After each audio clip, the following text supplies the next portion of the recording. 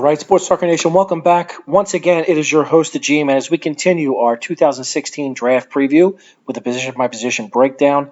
Today we're going to talk about inside linebackers, and I was originally going to tell you that this is going to be shorter than some of the others, or along with the shorter podcasts, because there's only going to be about 5 guys that I think fit in this class. I think it's a weak class, probably a C class. However, I then realized that one of those people in this class is a guy from my home school in Tyler Matakevich from Temple, so there's no way I'll be able to be short about it. You can expect a long, lengthy breakdown of my man, but not a great class. There is a little bit of talent at the top. Inside linebacker is another one of those devalued positions in the NFL, so I don't think you really need to reach up to get one of these guys, although there is a superior talent at the top, which we'll start with, and that's Reggie Ragland from Alabama.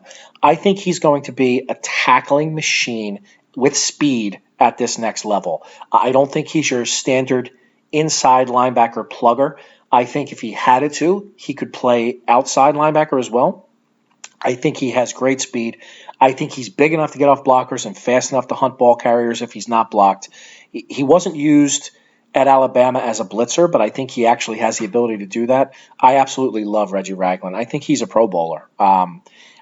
Again, not a position of strength in the draft, not a position of value for NFL teams, but I think he's a first rounder for sure. He reminds me of a Navarro Bowman, and if you can get a Navarro Bowman mid to late in the first round, you take that any day. Next, and yes, I admit that I'm a little biased. He's a Temple guy, Tyler Matakevich from Temple. I'm really not that biased when it comes to saying he is the next best, though. He has a bad body. He has limited speed. You look at him in space, he looks like he has no muscle tone. His athleticism doesn't look great, yet he won countless awards for Defensive Player of the Year. I was lucky enough to watch this guy grow for 4 years. Even as a freshman, he started, and he was always around the ball.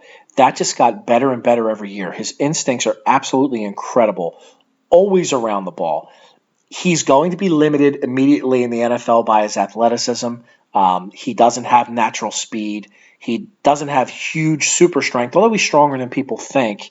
But I think within 2 years, he's going to be a high-level starter in the NFL. Again, you can factor my homerism and my bias in there, but I'd be shocked if this guy doesn't become a starter in the NFL. He reminds me a lot of Mark Herzlich from the Giants, who went to Boston College, won every award, tragically got diagnosed with cancer, came back from it, showed grit, determination, and more balls than anyone you could ever imagine. That's the type of player that Matakevich is.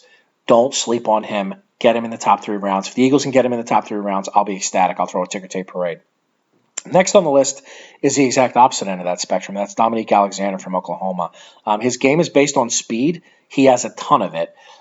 Their system, he wasn't forced to take on blockers one-on-one a lot, and I think that's going to be a problem for him because he isn't huge. The jury's out for me on that. He might slide over and play a weak side linebacker because he really is very fast, but I think he'll be limited. He won't be able to cover tight ends. So on the weak side, I think he has a better chance of being an inside linebacker, but I guess in a 3-4 inside linebacker role, if they can occupy blockers, he has a chance to be okay.